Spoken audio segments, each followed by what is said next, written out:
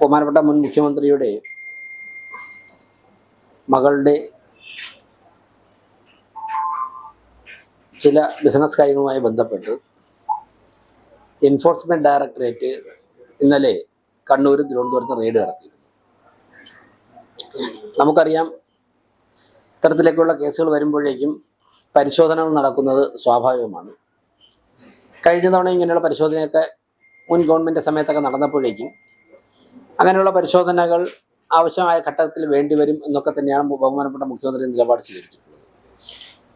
എന്നാൽ കേന്ദ്ര ഗവൺമെൻറ്റിൻ്റെ അന്വേഷണ ഏജൻസികൾ, പ്രത്യേകിച്ച് നമ്മുടെ രാജ്യത്തിൻ്റെ സാമ്പത്തിക ഘടന കൃത്യമായിട്ട് പരിപാലിച്ചു പോകുന്നതിന് നിയോഗിക്കപ്പെട്ട ഏജൻസികൾ അന്വേഷണം നടത്തി പൂർത്തിയാക്കുന്ന സമയത്ത്, അല്ലെങ്കിൽ അന്വേഷണം നടക്കുന്ന സമയത്ത് അവരെ അതിന് തടസ്സപ്പെടുത്തുകയും ഭീഷണിപ്പെടുത്തി ഇത്തരത്തിലുള്ള തുടർ നടപടികളിൽ നിന്നും പിന്തിരിപ്പിക്കുകയും ചെയ്യുന്നത് അങ്ങേയറ്റം തന്നെ പ്രതിഷേധാർഹമാണ്, വളരെ ഗൗരവമായ വിഷയമാണ്. സ്ത്രീകളടങ്ങുന്ന കേന്ദ്രസേനയുടെ ഉദ്യോഗസ്ഥർ, അതോടൊപ്പം തന്നെ എൻഫോഴ്സ്മെന്റ് ഡയറക്ടറേറ്റിന്റെ ഉദ്യോഗസ്ഥരൊക്കെ തന്നെ ബഹുമാനപ്പെട്ട മുൻ മുഖ്യമന്ത്രി ഇപ്പോൾ താമസിക്കുന്ന വീട്ടിൽ നിന്നും പോയ സമയത്ത് മുതിർന്ന നേതാക്കന്മാരുടെ നേതൃത്വത്തിലാണ് അവർക്കെതിരെ ആക്രമണം അഴിച്ചുവിടാൻ വേണ്ടിയുള്ള ഗൂഢാലോചനയും അതിൻ്റെ തുടർന്നുള്ള പ്രവർത്തനങ്ങളും നടന്നത്. തിരുവനന്തപുരത്തെ അറിയപ്പെടുന്ന കുപ്രസിദ്ധരായ ക്രിമിനൽ സംഘം പലരും അതിന് നേതൃത്വം കൊടുത്തിട്ടുണ്ട്. ഇന്ന് പോലീസ് ചിലരെ അറസ്റ്റ് ചെയ്തിട്ടുണ്ട്, പക്ഷെ അതിലപ്പുറം ആൾക്കാരെ പങ്കെടുത്തിട്ടുണ്ട്. നമുക്കറിയാം, അതിൽ ഫോട്ടോ ഒക്കെ കണ്ടു കഴിഞ്ഞാൽ എൻഫോഴ്സ്മെന്റ് ഡയറക്ടറേറ്റിന്റെ കാറ് പോകുമ്പോൾ അതിനെ തടഞ്ഞു നിർത്തി ചുടുകല്ലെറിയുന്നതൊക്കെ തന്നെ വളരെ വ്യക്തമായിട്ട് മാധ്യമങ്ങളിലൊക്കെ വന്ന ചിത്രമാണ്. അവരൊന്നും തന്നെ പ്രതി ചേർക്കുവാൻ, അറസ്റ്റ് ചെയ്യാനും തയ്യാറായിട്ടില്ല. അപ്പോൾ ഇത് രാജ്യത്തിന്റെ തന്നെ വളർച്ചയ്ക്ക് വലിയൊരു തടസ്സമാണ്. അങ്ങനെയാണെങ്കിൽ ഇനിയിപ്പോൾ ക്രമക്കേട് കാണിക്കുന്നവരെയൊന്നും അന്വേഷണ ഏജൻസികൾക്ക് ചോദ്യം ചെയ്യാൻ പറ്റാത്ത അവസ്ഥയിലേക്ക് വരും. നിരപരാധികളാണെന്നുണ്ടെങ്കിൽ അവർക്ക് അവരുമായി ബന്ധപ്പെട്ട കാര്യങ്ങൾ കോടതി മുമ്പാകെ ബോധ്യപ്പെടുത്താം, ED അന്വേഷണ ഉദ്യോഗസ്ഥന്മാരുടെ മുൻപാകെ ബോധ്യപ്പെടുത്താം. അപ്പോൾ ശക്തമായ നടപടി പോലീസ് സ്വീകരിക്കണം. ഇപ്പോൾ പറയുന്ന പ്രതിപട്ടികയിൽ പറയുന്നവരോ അല്ലെങ്കിൽ അറസ്റ്റ് ചെയ്യപ്പെട്ടവരോ ഒന്നും മാത്രമല്ല, അല്ലെങ്കിൽ തിരുവനന്തപുരം ഉൾപ്പെടെ പല സ്ഥലങ്ങളും വീണ്ടും കൂടുതൽ സംഘർഷഭരിതമാകാനുള്ള സാധ്യതയുണ്ട്. ശക്തമായ നടപടി പോലീസ് സ്വീകരിക്കണം. ഒരു സമരത്തിന്റെ കേസോ അല്ലെങ്കിൽ മറ്റെന്തെങ്കിലും ഒരു രാഷ്ട്രീയ തർക്കത്തെ കൈകാര്യം ചെയ്യുന്നത് പോലെ പോലീസ് സംവിധാനം ഇക്കാര്യങ്ങളെ കാണരുത് എന്നാണ് തിരുവനന്തപുരം കോർപ്പറേഷൻ മേയർ എന്നുള്ള നിലയ്ക്ക് സൂചിപ്പിക്കാനുള്ളത്. അടിയന്തരമായിട്ട് ഇവരെ കണ്ടുപിടിക്കണം. ഇവരൊന്നും കിട്ടാത്തവരൊന്നും അല്ലല്ലോ, ഇവരൊന്നും അങ്ങനെ പിടിക്കാൻ പറ്റാത്ത തരത്തിൽ ഇന്റർനാഷണൽ കുറ്റവാളികളൊന്നും അല്ലല്ലോ. ഇവരെയൊക്കെ ഒരു 10 മിനിറ്റ് കൊണ്ട് അറസ്റ്റ് ചെയ്യാന്നല്ലേ ഉള്ളൂ. അത് അങ്ങേറ്റം തന്നെ പ്രതിഷേധാർഹമാണ്. നമ്മുടെ രാജ്യത്തിന് തന്നെ മൊത്തത്തിൽ നാണക്കേടാണ്, തിരുവനന്തപുരം പട്ടണം നാണക്കേടാണ്. ഒരു കേന്ദ്ര അന്വേഷണ ഏജൻസിക്ക് തിരുവനന്തപുരം പോലെ സ്റ്റേറ്റ് ക്യാപിറ്റൽ വന്നിട്ട് ഒരു അന്വേഷണം നടത്തി അവർക്ക് ജീവനോടെ തിരിച്ചു പോകാൻ സാധിക്കില്ല എന്നൊരവസ്ഥ വരുന്നത് തിരുവനന്തപുരത്ത് നിന്നും കേരളത്തിന് മുഴുവൻ നാണക്കേടാണ്. അപ്പോൾ ഉത്തരവാദിത്തപ്പെട്ട കേന്ദ്രങ്ങൾ അടിയന്തരമായ നടപടി സ്വീകരിക്കണം. IPS ഉദ്യോഗസ്ഥന്മാരൊക്കെ തന്നെ ക്രിമിനലുകളുടെ മുമ്പിൽ മുട്ടിവിറച്ച് നിൽക്കുന്നത് ഒരു ഭരണകൂടത്തിന് ആശാസ്യമല്ല. ഞാനിപ്പോൾ ഇത്രയാണ് സൂചിപ്പിക്കുന്നത്. പിന്നീട് നമുക്ക് വേറെ നോക്കാം. ഓക്കെ. ഇനി മറ്റൊരു കാര്യം നിങ്ങളെ അറിയിക്കാനുള്ളത്,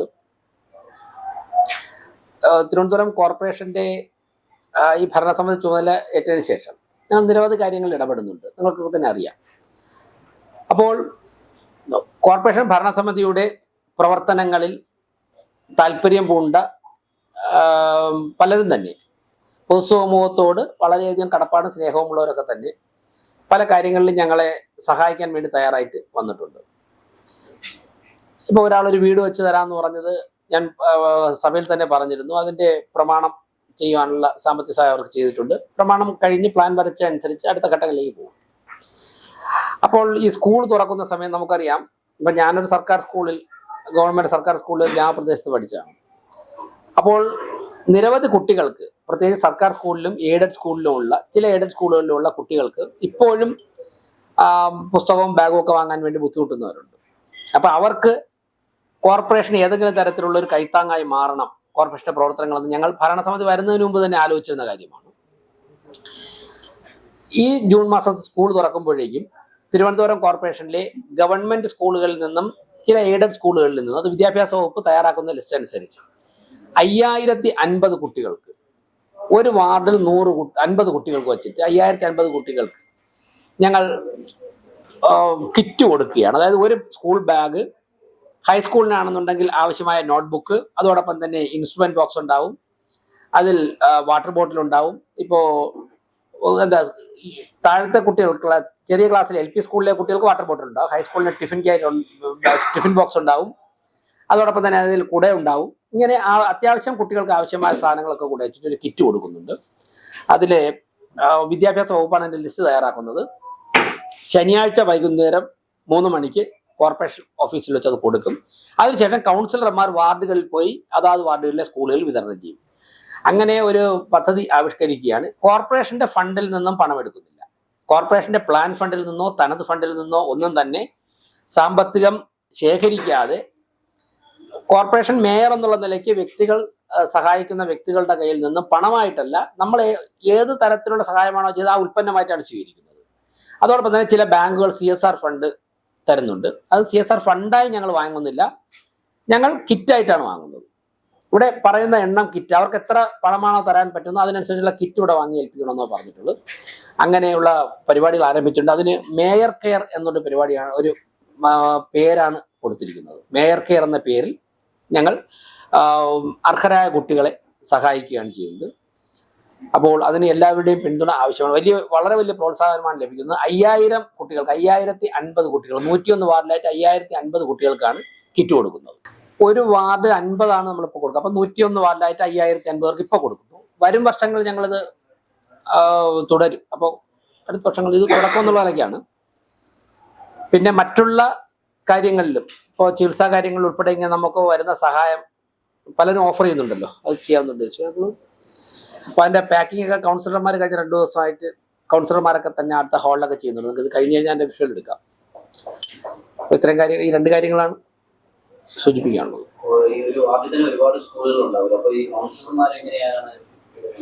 അല്ല, വിദ്യാഭ്യാസ വകുപ്പിനോടാണ് ലിസ്റ്റ് തരാൻ പറഞ്ഞിട്ടുള്ളത്, കൗൺസിലർമാരല്ല. ഏറ്റവും അർഹരായ വിദ്യാർത്ഥികൾ, ഇക്കാര്യം നമുക്കിപ്പോൾ ഇപ്പോഴത്തെ അവസ്ഥയിൽ നമുക്ക് ഒരു സ്കൂളിൽ 50, ഒരു വാർഡ് 50 കൊടുക്കാനുള്ള നിർവാഹം ഇപ്പോൾ ഉള്ളൂ. അപ്പോൾ അധ്യാപകരോട് തന്നെ ആ സ്കൂളിൽ ഏറ്റവും ഡിസർവ് ചെയ്യുന്ന കുട്ടികളുടെ ലിസ്റ്റ് ശേഖരിച്ച് തരാനാണ് പറഞ്ഞിരിക്കുന്നത്. കൗൺസിലറോ കോർപ്പറേഷനോ അല്ല ലിസ്റ്റ് എടുക്കുന്നത്, വിദ്യാഭ്യാസ വകുപ്പ് വഴിയാണ് ലിസ്റ്റ് വാങ്ങുന്നത്. എന്നിട്ട് കൗൺസിലർമാരെ വാർഡിൽ പോയി കുട്ടികൾക്ക് നൽകും. ഓക്കെ, അതിൻ്റെ തുടക്കം ശനിയാഴ്ച വൈകുന്നേരം 3 മണിക്ക്, ശനിയാഴ്ച രാവിലെ 10 മണിക്ക് കോർപ്പറേഷനിൽ തന്നെ ഓപ്പൺ എയർ ഓഡിറ്റോറിയം അവിടെ വെച്ചിരിക്കും. അതിൽ ബാഗ് ഉണ്ടാവും, ടിഫിൻ ബോക്സ് ഉണ്ടാവും, വാട്ടർ ബോട്ടിൽ ഉണ്ടാവും, കുട ഉണ്ടാവും, വലിയ കുട്ടികൾക്ക് ഇൻസ്ട്രുമെന്റ് ബോക്സ് ഉണ്ടാവും, പെൻസിൽ, അങ്ങനെയുള്ള കാര്യങ്ങളുണ്ടാവും. ഇപ്പം അവിടെ പോയി കഴിഞ്ഞാൽ നിങ്ങൾക്ക് കിറ്റ് കാണാൻ പറ്റും. തൊട്ടപ്പുറത്തെ ഹാളിൽ പാക്ക് ചെയ്തുകൊണ്ടിരിക്കും. 2 ദിവസമായിട്ട് കൗൺസിലർമാർ തന്നെ മുഴുവൻ പാക്ക് ചെയ്തുകൊണ്ടിരിക്കുകയാണ്. കോർപ്പറേഷൻ സാധാരണക്കാരായ ജനങ്ങൾ അനുഭവിക്കുന്ന കാര്യങ്ങളിൽ, ബുദ്ധിമുട്ടുകളിൽ നമ്മളെ കൊണ്ട് സാധിക്കുന്ന സഹായം, അത് കോർപ്പറേഷന്റെ പ്ലാൻ ഫണ്ടോ തനത് ഫണ്ടോ നമ്മൾ എടുക്കുന്നില്ല. കോർപ്പറേഷന്റെ ആക്ടിവിറ്റികൾക്കുള്ള പണം എടുക്കാതെ മറ്റുള്ള തരത്തിൽ ജനങ്ങൾ നൽകാമെന്ന് പറഞ്ഞ സഹായം എന്താണോ ആ സഹായമായിട്ടാണ് വാങ്ങുന്നത്, ക്യാഷ് ആയിട്ടല്ല. നമ്മുടെ അക്കൗണ്ടിലോട്ട് എടുത്ത് വരുന്നില്ല. അങ്ങനെയാണ് മാനേജ് ചെയ്തിട്ടുള്ളത്. ഇന്ന് രാവിലെ മുതൽ നല്ല മഴയാണ്. പക്ഷേ ഈ കാലടി മല്ലൂർക്കടവ് ജംഗ്ഷൻ ഈ മഴയത്ത് ഈ കോൺക്രീറ്റ് കൊണ്ട് ടാറിങ് നടക്കും. പൊതുമരാമത്ത് സ്റ്റാൻഡിംഗ് കോർപ്പറേഷനായിട്ട് മഞ്ജുവിന്റെ വാർത്തയാണ്. ഈ മഴയത്തും അവിടെ ഈ പറയുന്ന കോൺക്രീറ്റ് നടക്കും. ഇക്കാര്യത്തിൽ എന്തെങ്കിലും നടപടി? ഞാനത് ഇപ്പോഴാണ് ഈ സമയത്ത് നടക്കുന്നുവെന്ന് അറിഞ്ഞത്. ഒരു കാരണവശാലും മഴയത്ത് ടാറിങ്ങും കോൺക്രീറ്റും പാടില്ല എന്നാണ് പറഞ്ഞിട്ടുള്ളത്. ചെയർപേഴ്സൺ അന്വേഷിക്കാം. അക്കാര്യത്തിൽ എഞ്ചിനീയർ പറയുന്നത് ഇത് വെള്ളം, പക്ഷേ ആ നമ്മൾ കാണുന്നുണ്ട് മഴവെള്ളത്തിൽ ഈ ടാറാണോ കോൺക്രീറ്റ് ആണ്? ടാറാണോ കോൺക്രീറ്റ് ആണ്? കോൺക്രീറ്റ് ആണ്. Cement concrete. ആ മഴ നോക്കാം, അന്വേഷിക്കാം. എനിക്കൊന്ന് ഇന്നലെ ചെയ്തതിന്റെ ബാക്കി അങ്ങനെ ചെയ്തപ്പോൾ മഴ വന്നാണോന്ന് അറിയില്ല. ഈ മഴവെള്ളം കെട്ടിക്കിടക്കാൻ വിഷ്വലിൽ തന്നെ നോക്കാം, ഞാൻ നോക്കാം, അന്വേഷിക്കാം. ഇപ്പോഴാണ് ശ്രദ്ധപ്പെട്ടത്. ഇന്നത്തെ സംഘർഷത്തില് പ്രതികളായവരിൽ പോലീസ് അന്വേഷിക്കുന്നതിലൊക്കെ കൗൺസിലർമാർ ഉൾപ്പെടെയുണ്ട്. അതാണോ ഈ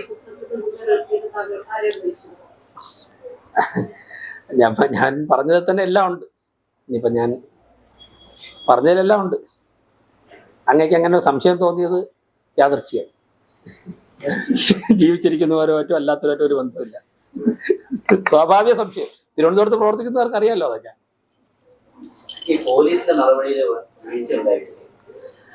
ഞാൻ പറഞ്ഞത് എനിക്ക് പറയേണ്ട കാര്യങ്ങൾ തന്നെ പറഞ്ഞു. ബാക്കി പോലീസ് എന്താണ് ചെയ്യണമെന്ന് നമുക്ക് നോക്കാം.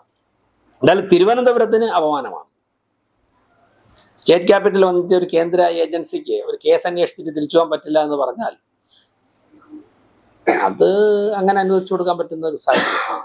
സ്വാഭാവികമായിട്ട് ഇത്ര വലിയ തോതിലുള്ള ഒരു റെയ്ഡൊക്കെ ഇത് നടത്തുമ്പോൾ ഉന്നത പോലീസ് ഉദ്യോഗസ്ഥരെങ്കിലും അറിയിക്കണം. സുരക്ഷ ഒരുക്കാനുള്ള ബാധ്യത അവർക്കുണ്ട്. എന്താണ് ഇടുക്കി കേരള പോലീസിന്റെ വിശ്വാസം? എനിക്കത് അല്ല, അങ്ങനെ ഒരു സിസ്റ്റത്തെ വിശ്വസിക്കാതെ ഒരു ഏജൻസിക്ക് പോകാൻ സാധിക്കില്ലല്ലോ. അങ്ങനെ ഉണ്ടെന്ന് തോന്നുന്നില്ല. പക്ഷെ ഒരു തരത്തിലും കേരള പോലീസിന് ഒരു കമ്മ്യൂണിക്കേഷൻ നടത്തിയിരുന്നില്ല. അതെന്തുകൊണ്ടാണ്? അല്ല, അങ്ങനെ വാർത്തകൾ കണ്ടിരുന്നു. അവർക്കൊരു സിസ്റ്റം ഉണ്ടല്ലോ. ഇപ്പൊ പോപ്പുലർ ഫ്രണ്ടിനെ നിരോധിക്കുന്നതിന് മുമ്പ് കേരളത്തിൽ അറസ്റ്റ് നടന്നു. അപ്പോ അതിന് NIA വന്നത് NIAയുടെ ഒരു സിസ്റ്റം പാലിച്ചാണ്. അതിലൊരു കമ്മ്യൂണിക്കേഷൻ ഗ്യാപ്പ് ഉണ്ടായതായിട്ട് ഒരു ആരും പറഞ്ഞില്ല. ഇതിനേക്കാൾ വലിയൊരു അറസ്റ്റ് ആവും. ഇത് 2 വീടുകളിൽ റെയ്ഡല്ലേ നടന്നുള്ളൂ. അത് കേരളം മുഴുവനും നടന്നിട്ട് നമ്മുടെ രാജ്യത്തെ തന്നെ അപായപ്പെടുത്താൻ വേണ്ടി കൃത്യമായ പ്ലാനിങ്ങോടുകൂടി 2047 ആകുമ്പോഴേക്കും മറ്റൊരു പരമാധികാര രാഷ്ട്രമാക്കി മാറ്റുവാനുള്ള പ്ലാനിങ്ങോട് കൂടി പോയൊരു ഫോഴ്സിന്റെ ഏറ്റവും പ്രധാനപ്പെട്ട പ്രതികളെയാണല്ലോ പോപ്പുലർ ഫ്രണ്ടിന്റെ റെയ്ഡ് സമയത്ത് പിടിച്ചത്. അവലും മല്ലൂരിന്റെയൊക്കെ ശേഷം അന്ന് ഒരു കമ്മ്യൂണിക്കേഷൻ ഗ്യാപ്പ് ഉണ്ടായതായിട്ട് ആരും പറഞ്ഞില്ല. അന്ന് ഏറ്റവും തീവ്രമായ സ്ഥലങ്ങളിൽ നിന്നാണ് അറസ്റ്റ് ചെയ്തുകൊണ്ട് പോയത്. അപ്പോൾ കമ്മ്യൂണിക്കേഷൻ ഗ്യാപ്പ് അങ്ങനെ ഉണ്ടാവാറില്ല സാധാരണ. കാരണം അങ്ങനെ ഒരു സിസ്റ്റത്തിൽ പോകാൻ പറ്റില്ലല്ലോ. പക്ഷെ ഇന്നലെ ഉണ്ടായില്ല. ആഭ്യന്തരമന്ത്രി തന്നെ പറഞ്ഞിട്ടുണ്ട് ഏതെങ്കിലും തരത്തിൽ ഒരു തരത്തിലൊരു മുന്നറിയിപ്പ് പോലീസിന് കൊടുത്തിരുന്നില്ല. പോലീസിന് കൊടുത്തില്ലെങ്കിൽ കുറച്ചുകൂടി സുഗമമായി അവർക്ക് സുരക്ഷ എടുക്കാൻ പറ്റുമായിരുന്നുള്ളതാണ് ആഭ്യന്തരമന്ത്രി പറയുന്നത്. എന്താണ് ഒരു ഒപ്പോസിഷൻ ലീഡറിനെ പോലെ ഒരാളുടെ വീട്ടിലേക്ക് പോലീസിന് കയറുമ്പോൾ സ്റ്റേറ്റിനെ അറിയിക്കേണ്ടത്? അല്ല, എനിക്ക് അക്കാര്യം കമ്മ്യൂണിക്കേഷൻ എങ്ങനെ നടന്നു എന്നുള്ളത് വാർത്തകളിലൂടെ വന്ന അറിവ് മാത്രമേ ഉള്ളൂ. പിന്നെ രാവിലെ ഇത് സംഘർഷം നടന്ന വൈകുന്നേരം 4 മണിക്കില്ലേ ആണല്ലോ. എത്ര മണിക്കാണ് തുടങ്ങിയത്? 6 മണിക്ക്. രാവിലെ 6 മണിക്കും വൈകുന്നേരം 4 മണിക്കും ഇടയ്ക്കുള്ള സമയം ഒരു കമ്മ്യൂണിക്കേഷൻ നടന്നില്ലെന്നാണോ? ഞാൻ പറഞ്ഞത് സംഘർഷം നടന്ന് 4 മണിക്കല്ലേ. ഞാൻ ആ പോയിന്റ് മാത്രമേ പറഞ്ഞുള്ളൂ. സംഘർഷം ഉദ്യോഗസ്ഥർ അന്വേഷണം നടത്തിയിട്ട് വീട്ടിൽ നിന്നും പുറത്തു പോകുമ്പോഴേക്കും അവരെ ശാരീരികമായി ആക്രമിച്ചതിലെ കൃത്യമായ പ്രതികളെ പോലീസ് അന്വേഷണം നടത്തി അറസ്റ്റ് ചെയ്യണം. അതാണ് ഞാൻ പറയാൻ ഉദ്ദേശിച്ച പോയിന്റ്. ഈ നിയമസഭാ തെരഞ്ഞെടുപ്പിൽ BJP ചരിത്രപരമായ വിജയമാണ്. 2 കേന്ദ്രമന്ത്രിമാരടക്കം 3 പക്ഷേ ഇപ്പോൾ നിയമസഭാ കക്ഷി നേതാവായി തെരഞ്ഞെടുത്തത് എന്തുകൊണ്ടാണ് അങ്ങനെ തീരുമാനിച്ചത്? അദ്ദേഹം അതിനകത്ത് MLA ആയതുകൊണ്ട്. അപ്പോൾ ബാക്കിയുള്ളവരൊരു സീനിയോറിറ്റി ഒക്കെ നോക്കുമ്പോഴും മുൻ കേന്ദ്രമന്ത്രി എന്നുള്ള നിലയിൽ അവർക്കായിരുന്നില്ല, അവരിൽ ആരെങ്കിലും ആവുന്നില്ല. ഈ കോർപ്പറേഷനിലെ കൗൺസിലർമാരിൽ ഏറ്റവും സീനിയർ ഞാനല്ലല്ലോ. ഈ കോർപ്പറേഷനിലെ കൗൺസിലിൽ ഏറ്റവും സീനിയർ ഞാനല്ല. പക്ഷെ നേതൃത്വത്തിൽ അധ്യക്ഷൻ നിൽക്കുമ്പോൾ സ്വാഭാവികമായിട്ടും സംസ്ഥാന അധ്യക്ഷനെ പ്രഖ്യാപിച്ചത്. UDF-നെ അല്ലെങ്കിൽ കോൺഗ്രസിനെ ലീഡ് ചെയ്തത് VD സതീശൻ, LDF-നെ ലീഡ് ചെയ്തത് പിണറായി വിജയൻ, സ്വാഭാവികമായിട്ട് BJP ലീഡ് ചെയ്തത് രാജീവ് ചന്ദ്രശേഖരനാണ്. അപ്പോൾ നിയമസഭാ കക്ഷി നേതാവായിട്ട് ഒന്നുകിൽ രാജീവ് ചന്ദ്രശേഖർ വരണം, അല്ലെങ്കിൽ മുരളീധരൻ വരട്ടെ. ഇത് എന്നാര് പറഞ്ഞു? സ്വാഭാവികമായിട്ടതല്ലേ? അല്ല, രാജീവ് ചന്ദ്രശേഖരനാണല്ലോ കേരളത്തിൽ ഞങ്ങളെ ലീഡ് ചെയ്യുന്നത്. ഇപ്പോഴും ഗോകുമാർ സാറിന് ഉൾപ്പെടെ ലീഡ് ചെയ്യുന്നത് രാജീവ് ചന്ദ്രശേഖരനാണല്ലോ കേരളത്തിൽ. ഗോകുമാർ സാറിന് രാജീവ് ചന്ദ്രശേഖരനാണ് പ്രഖ്യാപിച്ചത്. ഗോകുമാർ സാറിനെ പ്രഖ്യാപിച്ചത് ആരാണ്? അപ്പൊ പിന്നെ അദ്ദേഹം നയിക്കുന്നത്. നിങ്ങൾക്ക് കേൾക്കണ്ട, ഞങ്ങൾക്ക് കേൾക്കില്ല. ഒരാളിനെ ലാക്കാൻ പറ്റുള്ളൂ. അപ്പൊ രാജീവ് ചന്ദ്രശേഖർജി ആണോ? ഞാൻ 3 MLA ആവുന്ന ആദ്യമല്ലേ? 3 MLA ആവുന്ന ആദ്യമുണ്ട്. സീനിയോറിറ്റി പ്രശ്നമാണെങ്കിൽ എനിക്ക് മേയറാവാൻ പറ്റുമോ? എന്നെക്കാൾ 4 ഞാൻ 2ാമത്തെ തവണ ജയിക്കുന്നതാണ്. എന്നെക്കാൾ 5 6 തവണ ജയിച്ചവരുണ്ട്. അല്ല, BJP-യുടെ പല സംസ്ഥാനങ്ങളിലെയും മുഖ്യമന്ത്രിമാർ ഉള്ള സഭയിൽ ഏറ്റവും സീനിയർ ആളാണോ? ഞാൻ പേര് പറയുന്നില്ല, അങ്ങ് ആലോചിച്ച് നോക്കൂ. സഭയിലെ ഏറ്റവും സീനിയർ ആളാണോ മുഖ്യമന്ത്രി? BJP-യുടെ ഇപ്പോഴത്തെ അഖിലേന്ത്യാ പ്രസിഡന്റ് ഈ പാർട്ടിയിലുള്ള ഏറ്റവും സീനിയർ ആളാണോ? ഇപ്പോഴത്തെ അഖിലേന്ത്യാ പ്രസിഡന്റ് ഞാനും ഒരുമിച്ച് യുവമോർച്ച പ്രവർത്തിച്ചിട്ടുള്ളതാണ് BJP.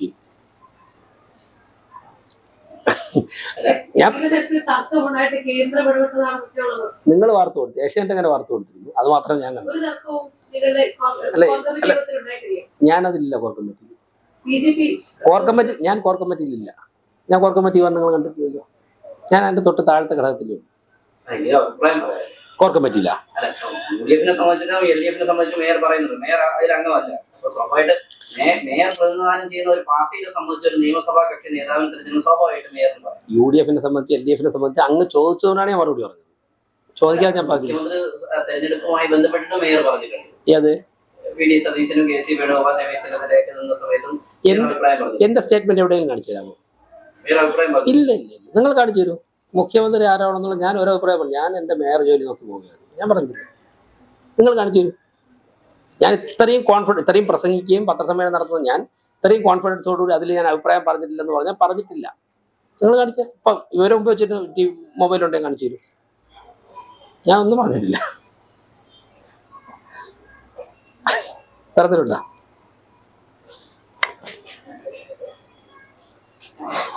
BJP-യുടെ വളരെ വളരെ ട്രാൻസ്പെറൻ്റ് ആയിട്ട് വളരെ ദീർഘവീക്ഷണത്തോടെ കൃത്യമായിട്ട് ചർച്ചകൾ നടത്തിയാണ് പാർലമെന്ററി പാർട്ടി ലീഡറിനെയും മുഖ്യമന്ത്രിയെയും തീരുമാനിക്കുന്നത്. അതിൽ ഒരു കാര്യത്തിലും യാതൊരു തരത്തിലുള്ള ആശങ്കയുടെ ആവശ്യമില്ല. ഒരു കാര്യം ചെയ്യുന്നുവെങ്കിൽ BJP നേതൃത്വം ചെയ്യുന്നുവെങ്കിൽ അതിലെന്തെങ്കിലും കാരണം ഉണ്ടാവും. ചെയ്യാതിരിക്കുന്നുവെങ്കിലും അതെന്തെങ്കിലും കാരണം ഉണ്ടാവും. ഏത് കാര്യം? അതല്ല ഞാൻ പറഞ്ഞത്. ഞാൻ ഒരു കാര്യം ജനറലൈസ് ചെയ്താണ് പറഞ്ഞത്. ഒരു കാര്യം ചെയ്യുന്നു എന്നുണ്ടെങ്കിൽ അത് കൃത്യമായിട്ടൊരു കാരണം ഉണ്ടാവും. ഇപ്പം ദേശീയ പ്രസിഡന്റിനെ തിരഞ്ഞെടുക്കാൻ വേണ്ടി കുറച്ച് ദിവസം മുന്നോട്ട് പോയപ്പോഴേക്കും അഖിലേഷ് യാദവ് എന്താണ് പാർലമെന്റിൽ ചോദിച്ചത്? ഇത്രയും ദിവസം നീളുന്നില്ലെന്ന് ചോദിച്ചു. ബഹുമാനപ്പെട്ട അമിത്ഷാജി അതിന് കൃത്യമായിട്ട് മറുപടിയും പറഞ്ഞു. അപ്പം അഖിലേന്ത്യാ പ്രസിഡന്റ് വന്നപ്പോൾ നിങ്ങൾക്ക് മനസ്സിലായല്ലോ, ഏറ്റവും നല്ല തീരുമാനമായിരുന്നല്ലോ. എത്ര ദീർഘവീക്ഷണത്തോടെയാണ് ഒരു അഖിലേന്ത്യാ അധ്യക്ഷനെ തീരുമാനിച്ചിട്ടുള്ളത്. 45 വയസ്സുള്ള ഒരാളിനെ രാജ്യം ഭരിക്കുന്ന ലോകത്തിലെ ഏറ്റവും വലിയ പാർട്ടിയുടെ അഖിലേന്ത്യാ പ്രസിഡന്റായിട്ട് നരേന്ദ്രമോദി എന്താ പറഞ്ഞത്? നിതിൻ നബീൻ എന്റെ ലീഡറാണ്. ഇത്രയും ജനാധിപത്യത്തിന്റെ സൗന്ദര്യമുള്ള ഒരു പാർട്ടിയായിട്ട് ബിജെപിയുടെ സംസ്ഥാന അധ്യക്ഷൻ നിയമസഭയിൽ വെറും MLA ആകെ 3 MLA-മാരാണല്ലോ. ചരിത്രം 3 പേര് ഞങ്ങൾ പറഞ്ഞല്ലോ. യഥാർത്ഥ പ്രതിപക്ഷം അവരാണ്. അതാണ് ഞാൻ ചോദിക്കുന്നത്. രാജീവ് ചന്ദ്രശേഖരനെ പോലൊരു നേതാവ് അവിടെ MLA ആയിട്ട് മാത്രമേ ഇപ്പൊ തൽക്കാലം ഇപ്പൊ MLA ആയിരിക്കും ഞാൻ നിർവാഹമുള്ളൂ. ഭരണം കിട്ടുമ്പോഴേക്കും അടുത്ത ഘട്ടം ആലോചിക്കും. ഭരണം കിട്ടുന്ന ഘട്ടം ഇപ്പോൾ ഒരു MLA ആയിട്ട് 5 വർഷം നന്നായിട്ട് പെർഫോം ചെയ്യും. അതോടൊപ്പം പാർട്ടിയുടെ അഖിലേന്ത്യാ പ്രസിഡന്റ് എന്നുള്ളവർക്ക് വരാൻ പോകുന്ന സംസ്ഥാന പ്രസിഡന്റ് എന്നുള്ളവർക്ക് വരാൻ പോകുന്ന തെരഞ്ഞെടുപ്പുകളുടെ തയ്യാറെടുപ്പുകളും നടത്തും. പത്മനാഭസ്വാമി ക്ഷേത്രത്തിലെ സ്വർണം ബന്ധപ്പെട്ട് സ്വർണം നഷ്ടപ്പെടുന്നതുമായി ബന്ധപ്പെട്ട് പോലീസ് റിപ്പോർട്ടുണ്ട്. അതിൽ പറയുന്നത് ക്ഷേത്രവുമായിട്ട് ഇടപെടുന്ന കൊട്ടാരവുമൊക്കെ അടുത്ത് ഇടപെടുന്നവരാണ് ആ സ്വർണം പോയതിന് പിന്നിലെന്നാണ് പറയുന്നത്. കോർപ്പറേഷൻ കോർപ്പറേഷന്റെ നിലപാടല്ല. എന്റെ വ്യക്തിപരമായിട്ടുള്ള അഭിപ്രായം ഞാൻ രാവിലെ വാർത്ത കണ്ട് അത് വായിച്ച ഡീറ്റെയിൽ ഒക്കെ നോക്കിയിട്ട് പറയാം. കോർപ്പറേഷൻ അതിൽ നിലപാടെടുക്കാനായിട്ട്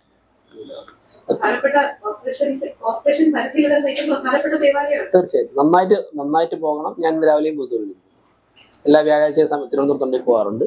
അതിൽ കോർപ്പറേഷനെ പ്രത്യേകിച്ച് വ്യക്തിപരമായിട്ട് ഞാൻ ആ വാർത്ത വായിച്ചു. അത് കുറച്ചുകൂടി അന്വേഷിച്ച് അടുത്ത പത്രസമ്മേളനത്തിൽ പറയാം. തിരുവനന്തപുരം കോർപ്പറേഷന്റെ പരിധിയിൽ ഒരുപാട് പാർക്കിംഗ് കോർപ്പറേഷൻ പക്ഷേ അനധികൃതമായിട്ട് പൈസ വരുന്നത് ഇപ്പൊ എനിക്കറിയില്ല. അതിപ്പോ റെയിൽവേ ഭാഗത്ത് വരും 4 മണിക്കൂറൊക്കെ വരുമ്പോൾ അവിടെ 240 ഒരു ബൈക്കിന് പോലും ഇതാക്കുന്നത് കോർപ്പറേഷന്റെ പരിധിയും കൂടെയാണ്. അപ്പോൾ സ്വാഭാവികമായിട്ട് ഇക്കാര്യത്തിൽ ഒരു അല്ലല്ല ഇക്കാര്യത്തിൽ അങ്ങ് സൂചിപ്പിച്ച വളരെ കൃത്യമാണ്. നിങ്ങൾ കൃത്യമായ വിവരത്തിന്റെ അടിസ്ഥാനത്തിൽ സംസാരിക്കുന്നത് എനിക്ക് ബോധ്യപ്പെട്ടിട്ടുണ്ട്. എമൗണ്ട് ഒക്കെ പറയുമ്പോൾ അതിനെക്കുറിച്ച് പല പരാതികളും വന്നിട്ടുണ്ട്. ഞങ്ങൾ അന്വേഷിച്ചുകൊണ്ടിരിക്കുകയാണ്. ഞങ്ങൾ അന്വേഷിച്ച് നടപടിയെടുക്കും. ഞങ്ങൾ നടപടിയെടുക്കുമെന്ന് പറഞ്ഞാൽ എടുത്തിരിക്കും. അത് നിങ്ങൾക്കറിയാമല്ലോ. അത് ഓരോന്നായിട്ട് കോർപ്പറേഷന്റെ വകകൾ കോടിക്കണക്കിന് രൂപയുടെ കോർപ്പറേഷന്റെ വകകൾ പലരും ഇതുപോലെ തന്നെ മിസ്യൂസ് ചെയ്യുന്നുണ്ട്. ചിലർ കോർപ്പറേഷന്റെ സ്വത്ത് തറവാട്ട് സ്വത്താക്കി മാറ്റിയിട്ടുണ്ട്. ചിലർ കോർപ്പറേഷന്റെ പാർക്കിംഗ് കേന്ദ്രങ്ങൾ ഉൾപ്പെടെ ഇങ്ങനെ അനധികൃതമായി പണം ഉണ്ടാക്കാനുള്ള മാർഗമാക്കി മാറ്റിയിട്ടുണ്ട്. ഇതിലൊക്കെ തന്നെ ഞങ്ങൾ ഇടപെടും. ഇതിലൊക്കെ തന്നെ പൂട്ടുകയും 1 by 1 ആയിട്ട്. പക്ഷെ ഞങ്ങളൊരു പ്രശ്നമുള്ളത്, ഒരു കാര്യം ചെയ്യുമ്പോഴേക്കും ഒരു ഭരണസമിതി ചെയ്യുമ്പോഴേക്കും നിയമപരമായിട്ടുള്ള മുന്നൊരുക്കങ്ങൾ കൂടി നടത്തിയിട്ടേ ഞങ്ങൾക്ക് ചെയ്യാൻ സാധിക്കുകയുള്ളൂ. അല്ലെങ്കിൽ ഇത് ഓരോരോ കോടതികളിലും കേസായിട്ട് കെട്ടിക്കിടക്കുകയും ഇവർ ഇതൊക്കെ കൂടുതൽ കാലം വെച്ച് അനുഭവിച്ചുകൊണ്ടിരിക്കും. അപ്പോൾ കൃത്യമായിട്ട് അതിൻ്റെ നിയമവശങ്ങൾ കൂടി പരിശോധിച്ചതിന് ശേഷം ഞങ്ങൾ നടപടിയെടുക്കും. ഇതൊക്കെ അവസാനിപ്പിക്കും. അല്ല അങ്ങ് പറയുന്നതിൽ ഒരുപാട് ശരിയുണ്ട്. അത് പക്ഷേ ഒരു കുറെ കാലമായിട്ട് വന്നവർ കീഴ്വഴക്കം, ഞങ്ങൾ ആ കീഴ്വഴക്കങ്ങളൊക്കെ ഓരോന്നോരോന്നായിട്ട് അവസാനിപ്പിച്ച് വരികയാണ്. ഒരു ആശങ്കയും വേണ്ട, പരിഹരിക്കും. ടെൻഷനിലായെന്ന് തോന്നുന്നു. അത്യാവശ്യമൊക്കെ ആയിട്ട് ശരി. ബാക്കി അടുത്ത ദിവസം കാണാം. അപ്പം മേയർ കെയർ ഒന്ന് ശ്രദ്ധിക്കുക. സാധാരണ ആൾക്കാർക്ക് ഗുണം ചെയ്യും.